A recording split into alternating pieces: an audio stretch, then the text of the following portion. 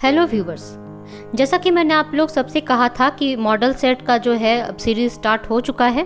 तो आज मैं लेकर के आई हूँ 50 इम्पॉर्टेंट क्वेश्चन जो AITT में आते हैं और पूछे जाते हैं इस तरह के ही क्वेश्चन। तो ये फर्स्ट ईयर के लिए है, फर्स्ट ईयर इलेक्ट्रीशियन और इलेक्ट्रॉनिक्स मैकेनिक उन दोनों के लिए मैंने ये मॉडल सेट बनाया है, जिसमें टोटल 50 क्वेश्चन है। आप इस क्वेश्चन को अच्छे से देखें, प्रैक्टिस करें, इस टाइप का ही क्वेश्चन आपके एग्जाम में पूछा जाएगा। तो आइए शुरू करते हैं।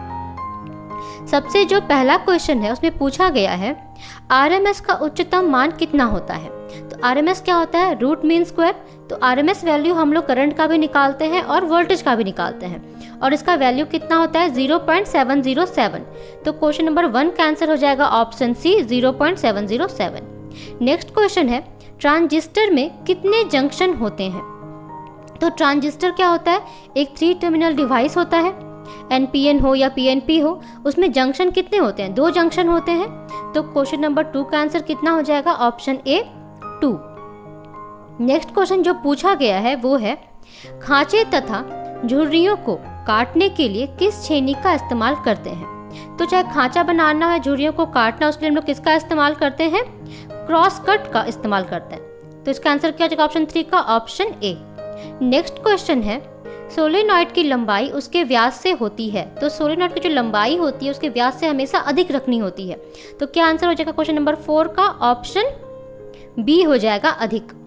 नेक्स्ट क्वेश्चन नंबर 5 पूछा गया है तारों को बिना जोड़ लगाए तार की लंबाई बढ़ाने के लिए क्या इस्तेमाल किया जाता है। मतलब 2 तारों को अगर हम लोगों को बिना लंबाई बढ़ाए अगर जोड़ना है तो हम लोग किसका इस्तेमाल करेंगे? तो हम लोग किसका इस्तेमाल करेंगे? कनेक्टर का। 2 तारों को हम लोग कनेक्टर की हेल्प से जोड़ेंगे। तो 5 का आंसर क्या हो जाएगा? Option A, connector. आइए अब बढ़ते हैं नेक्स्ट क्वेश्चन की तरफ। तो नेक्स्ट क्वेश्चन पूछा गया है फेस वायर को हमेशा किससे कंट्रोल करना चाहिए। एक्चुअली यहाँ पे फेज वायर होगा, फेस लिखा गया है। फेज वायर को हमेशा किससे कंट्रोल करते हैं? स्विच से कंट्रोल करते हैं। तो क्या आंसर हो जाएगा? ऑप्शन सी का ऑप्शन ए हो जाएगा, स्विच। नेक्स्ट पूछा गया है AC के एक पूर्ण साइकिल में कितनी इलेक्ट्रिकल डिग्री होती है। तो AC का जो पूर्ण साइकिल होता है वो कितना का होता है? 360 डिग्री का। तो आंसर कितना हो जाएगा? 7 का ऑप्शन डी, 360। नेक्स्ट है ट्रांसफार्मर किस सिद्धांत पर कार्य करता है। तो ट्रांसफार्मर काम करता है म्यूचुअल इंडक्शन पे। तो क्या हो जाएगा क्वेश्चन नंबर 8 का answer? Option D, mutual inductance. Next है फॉर्म फैक्टर का मान कितना होता है। तो फॉर्म फैक्टर का मान जो है वो 1.11 होता है। इस तरह का क्वेश्चन हमें ध्यान में रखना चाहिए। फॉर्म फैक्टर हो गया, क्रेस्ट फैक्टर हो गया, हमेशा ही एग्जाम में पूछा जाता है। तो आप इसका जो वैल्यू है वो याद कर लेंगे। नेक्स्ट क्वेश्चन नंबर 10, एक कूलम में कितने इलेक्ट्रॉन पाए जाते हैं। तो एक कूलम में कितने इलेक्ट्रॉन पाए जाते हैं? 6.29 इंटू 10⁻18। तो 10 का आंसर हो जाएगा ऑप्शन डी। नेक्स्ट क्वेश्चन पूछा गया है बिजली के उपकरणों में लगी आग को किससे बचाना चाहिए, किससे बुझाना चाहिए। तो बिजली के अगर उपकरण में आग लगता है तो हम लोग किसका इस्तेमाल करते हैं? कार्बन डाइऑक्साइड युक्त अग्निशामक यंत्र का। तो 11 का आंसर हो जाएगा ऑप्शन सी। नेक्स्ट क्वेश्चन पूछा गया है सीढ़ियों की वायरिंग में कौन सा सुविचार लगता है। तो सीढ़ियों का जो वायरिंग करते हैं, स्टेयरकेस वायरिंग, उसमें हम लोग किसका इस्तेमाल करते हैं? 2 वे स्विच का, 2 वे टम्बलर का। तो 12 का आंसर क्या हो जाएगा? ऑप्शन बी, 2 वे टम्बलर। नेक्स्ट क्वेश्चन पूछा गया है बैटरी चार्जिंग के समय क्या सावधानियां बरतनी चाहिए। तो बैटरी चार्जिंग के समय में क्या ध्यान देना चाहिए कि बैटरी चार्जिंग का स्थान खुला, हवादार तथा रोशनी वाला होना चाहिए। तेजाब की पानी को बूंद बूंद करके डालना चाहिए। बैटरी में इलेक्ट्रोलाइट दिए हुए निश्चित नाम की होना चाहिए, उपरोक्त सभी। तो इसका आंसर हो जाएगा ऑप्शन डी, उपरोक्त सभी, सारी ही क्वालिटीज में होनी चाहिए। नेक्स्ट क्वेश्चन पूछा गया है उड़े फ्यूज को बदलते समय क्या करना चाहिए। तो फ्यूज अगर उड़ जाता है तो हम लोग क्या करते हैं? उसको चेंज करते हैं, फ्यूज को नया बनाते हैं, जिसमें मेन स्विच को बंद रखना चाहिए और कहाँ फॉल्ट है वो ढूंढना चाहिए। तो 14 का आंसर हो जाएगा ऑप्शन सी, दोनों। नेक्स्ट क्वेश्चन पूछा गया है किसी विद्युत सर्किट को चालू या बंद करने के लिए क्या इस्तेमाल होता है। तो हम लोग किसका इस्तेमाल करते हैं? स्विच का इस्तेमाल करते हैं ऑन ऑफ के लिए, सर्किट को चलाने के लिए या बंद करने के लिए।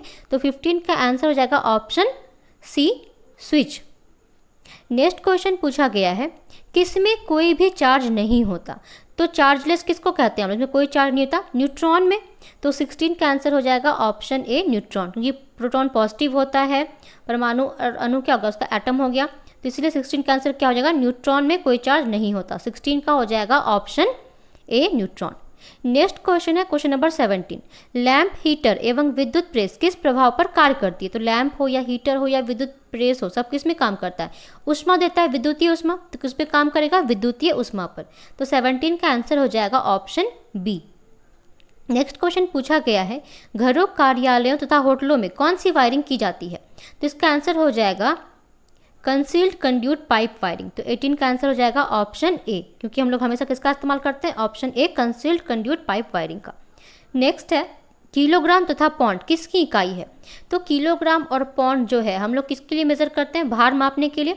इसका इकाई है, तो 19 का आंसर हो जाएगा भार, ऑप्शन बी। नेक्स्ट है, अणु का छोटे से छोटा भाग जो रासायनिक क्रिया में भाग ले सकता है उसे क्या कहते हैं? परमाणु कहते हैं। परमाणु ही इलेक्ट्रॉनिक रिएक्शन में भाग लेता है। तो 20 का आंसर हो जाएगा ऑप्शन सी, परमाणु। नेक्स्ट है, इलेक्ट्रॉनिक कंपोनेंट्स को और क्या कहते हैं? तो इलेक्ट्रॉनिक्स कंपोनेंट को हम लोग क्या कहते हैं? एक्टिव कंपोनेंट्स भी कहते हैं। तो 21 का आंसर हो जाएगा option B, active components. Next question पूछा गया है, तारों को पकड़ने, मरोड़ने या इंसुलेशन उतारने के लिए कौन सा औजार इस्तेमाल किया जाता है? तो हम लोग कॉम्बिनेशन प्लायर का इसमें इस्तेमाल करते हैं। 12 का आंसर हो जाएगा ऑप्शन सी। यहाँ क्लास लिखा गया, प्लास लिखना था, तो 22 का आंसर हो जाएगा कॉम्बिनेशन प्लास या combination plier, option C. Next 23 question number, load पर किसी लाइन में चलने वाली करंट को क्या कहते हैं? तो लोड पर कोई करंट अगर चलता तो क्या कहते हैं हम लोग? Phase current, full power line current कोई नहीं, तो हम लोग उसको लाइन करंट कहते हैं। पता होना चाहिए कि हमारा जो 3 फेज होता है उसमें लोड करंट, फेज करंट होता है और लाइन करंट होता है, लेकिन जो लोड पे चलता है उसको हम लोग क्या कहते हैं? लाइन करंट कहते हैं। नेक्स्ट क्वेश्चन है, किसके फिलामेंट भी बनाए जाते हैं? तो हम लोग कार्बन का फिलामेंट भी बनाते हैं। 24 का आंसर हो जाएगा option C, carbon. Next question जो इसमें पूछा गया है, फेंसिंग की ऊंचाई जमीन से कितने मीटर पर होनी चाहिए? तो जो भी फेंसिंग करते हैं हम लोग उसकी ऊंचाई जमीन से कितनी होनी चाहिए? तो इसका आंसर इसमें जो ऑप्शन दिया हुआ है वो क्या क्या दिया हुआ है? 1 मीटर, 2 मीटर, 2.5 मीटर, 1.5 मीटर। तो इसका आंसर हो जाएगा 1.5 मीटर। तो 25 का आंसर हो जाएगा ऑप्शन ए। नेक्स्ट है 26 क्वेश्चन नंबर, बिजली पर लगी आग पर निम्नलिखित में से क्या इस्तेमाल करना चाहिए? तो कार्बन डाइऑक्साइड युक्त यंत्र का ही इस्तेमाल करेंगे जब भी बिजली के कारण अगर कहीं पे शॉर्ट सर्किट के कारण कहीं पे आग लगता है तो। नेक्स्ट है, 2 या 2 से अधिक फेजों की प्रणाली को क्या कहते हैं? तो जब भी 2 या 2 से अधिक फेज प्रणाली आ जाए उसको हम लोग पॉलीफेज सिस्टम कहते हैं। 27 का आंसर हो जाएगा option D, polyphase. Next question 28, AC को डीसी में बदलने की प्रक्रिया को क्या कहते हैं? तो रेक्टिफिकेशन कहते हैं। हम लोग को पता है जितना भी इलेक्ट्रॉनिक्स युक्त है किस पे काम करता है? डीसी पे, इसलिए एसी को बदलना होता है डीसी में, तो हम लोग किसका इस्तेमाल करते हैं? रेक्टिफिकेशन का इस्तेमाल करते हैं। और इसके लिए किसका इस्तेमाल करते हैं? डायोड का। डायोड ही एसी को पल्सेटिंग डीसी में बदलता है। 20 का आंसर क्या हो जाएगा? Option D, rectification. Next question है क्वेश्चन नंबर 29, सेल रासायनिक ऊर्जा को किस ऊर्जा में बदलते हैं? तो इसका ऑप्शन क्या दिया हुआ है? उष्मीय ऊर्जा, तापीय ऊर्जा, विद्युत ऊर्जा, सभी। तो 29 का आंसर हो जाएगा विद्युतीय ऊर्जा में। सेल क्या करता है? रासायनिक ऊर्जा को विद्युतीय ऊर्जा में कन्वर्ट करता है। 29 का आंसर हो जाएगा ऑप्शन सी। नेक्स्ट है, फॉरवर्ड बायसिंग में 6 सिरे को बैटरी के किस टर्मिनल से जोड़ते हैं? तो जो फॉरवर्ड बायसिंग होता है यहाँ क्या करते हैं? पॉजिटिव को पॉजिटिव से जोड़ते हैं, निगेटिव को निगेटिव से जोड़ते हैं। तो यहाँ पे निगेटिव से कैसे जुड़ेंगे? निगेटिव से। तो 30 का आंसर हो जाएगा ऑप्शन बी, निगेटिव। नेक्स्ट है 31, डीसी सीरीज मोटर को चलाने के लिए किस स्टार्टर का प्रयोग करते हैं? तो 2 पॉइंट स्टार्टर का हम लोग प्रयोग करते हैं डीसी मोटर को स्टार्ट करने के लिए, क्योंकि ये सेल्फ स्टार्ट नहीं होता। तो 31 का आंसर हो जाएगा ऑप्शन ए। नेक्स्ट क्वेश्चन है 32, ट्रायक के कितने टर्मिनल होते हैं? तो इसका आंसर क्या हो जाएगा? 3 टर्मिनल। ट्रायक में 3 टर्मिनल होते हैं। नेक्स्ट है, ऑर्बिटिक और सतहों को किन अंग्रेजी अक्षरों में लिखा जाता है? तो KLMN। 33 का आंसर हो जाएगा ऑप्शन सी। नेक्स्ट है, वोल्टेज को और क्या कहते हैं? तो वोल्टेज को हम लोग क्या कहते हैं? EMF, electromotive force. 34 का आंसर हो जाएगा ऑप्शन डी। नेक्स्ट है, माइक्रो प्रोसेसर 8085 की मेमोरी क्षमता कितनी होती है? तो माइक्रो प्रोसेसर क्या है? जो माइक्रो कंट्रोलर में प्रोसेसिंग का काम करता है। तो इसका आंसर क्या हो जाएगा? Option C, 64K। नेक्स्ट है, एडमिटेंस को किससे प्रदर्शित किया जाता है? तो जो एडमिटेंस होता है वो क्या होता है? इम्पीडेंस का उल्टा। तो इम्पीडेंस होता है Z और एडमिटेंस क्या होता है? 1/Z मतलब Y। तो 36 का आंसर हो जाएगा ऑप्शन डी। नेक्स्ट है, स्विच निम्नलिखित में से कौन सी वायर पर लगाया जाता है? तो हमेशा किस में लगाते हैं हम लोग? फेज वायर में लगाते हैं। तो 37 का आंसर हो जाएगा option A, phase wire. Next पूछा गया है, तांबा चालक की प्रतिरोधकता कितनी होती है? तो तांबा जो चालक है उसकी प्रतिरोधकता होती है 1.72 माइक्रो ओम मीटर। तो इसका आंसर क्या हो जाएगा? Option A. Next question 39, electron के प्रवाह को क्या कहते हैं? तो इलेक्ट्रॉन के प्रवाह को हम लोग क्या कहते हैं? करंट कहते हैं। तो 39 का आंसर हो जाएगा ऑप्शन ए, करंट। नेक्स्ट है, पदार्थ किससे बने होते हैं? तो पदार्थ किससे बने होते हैं? अणु और परमाणु से। तो 40 का आंसर ऑप्शन डी। नेक्स्ट है 41, इंसुलेशन प्रतिरोध को किससे मापा जाता है? तो इंसुलेशन जो प्रतिरोध होता है उसको हम लोग किससे मापते हैं? मैगर से। तो इसका आंसर होगा ऑप्शन सी। नेक्स्ट है 42, फ्यूज वायर बदलते समय कौन सी सावधानियां अपनानी चाहिए? तो हम लोग क्या अपनाएंगे कि मेन स्विच बंद कर देना चाहिए। तो ऑप्शन में जाएगा इसका बी। नेक्स्ट है, मॉडर्न थ्योरी को और क्या कहा जाता है? तो मॉडर्न थ्योरी को हम लोग इलेक्ट्रॉनिक थ्योरी भी कहते हैं। तो इसका आंसर हो जाएगा ऑप्शन सी। नेक्स्ट है 44, इनमें से किसी विद्युत परिपथ में सुराग का साधन क्या होता है? तो 44 का आंसर हो जाएगा दोनों, फ्यूज भी होता है और सर्किट भी होता है।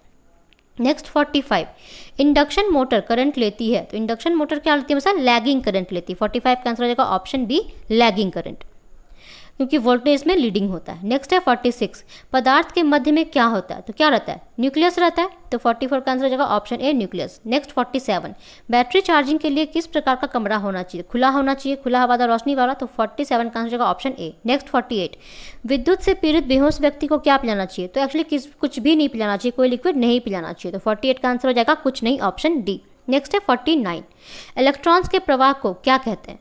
तो धारा कहते हैं। तो 49 का आंसर हो जाएगा ऑप्शन ए, धारा। नेक्स्ट है 50, नरम धातु में सुराग करने के लिए किस ड्रिल का इस्तेमाल किया जाना चाहिए? तो इसका आंसर होगा चपटा ड्रिल, फ्लैट ड्रिल का हम लोग इसका इस्तेमाल करते हैं। तो क्या हो जाएगा 50 का आंसर? ऑप्शन ए, चपटा ड्रिल। तो ये था इंपॉर्टेंट 50 क्वेश्चन जो फर्स्ट इलेक्ट्रीशियन और इलेक्ट्रॉनिक्स दोनों के लिए ही इंपॉर्टेंट है AITT एग्जाम के लिए। तो आप सारे क्वेश्चन देख लें, कोई डाउट हो तो कमेंट सेक्शन में ज़रूर पूछें, और इस तरह के और भी वीडियो के लिए मेरे चैनल ITI इन्फोटेक को ज़रूर सब्सक्राइब करें।